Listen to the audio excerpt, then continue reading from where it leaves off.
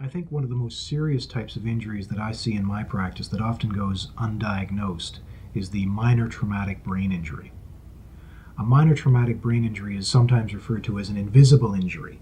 because it doesn't show up on standard tests that doctors use like CT scans and MRI imaging. I mean, even the name minor traumatic brain injury is misleading because the term minor refers to the nature of the trauma that causes the injury, but it doesn't have any relation to the effect of the injury. Minor traumatic brain injuries can cause serious, permanent, and disabling injuries.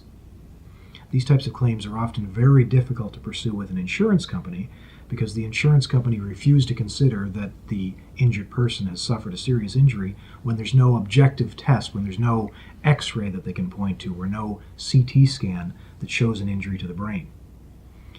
Often the effects of a minor traumatic brain injury are so subtle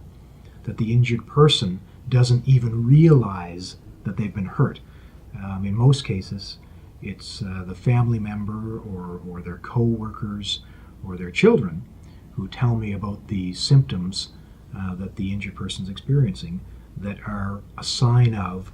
minor traumatic brain injury. So for example, if a person who's been in an accident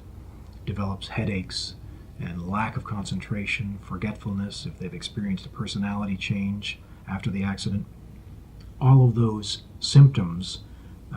may be the result of a minor traumatic brain injury. And it's important that the injured person be referred to a specialist, an appropriate specialist, like a neuropsychologist, in order to accurately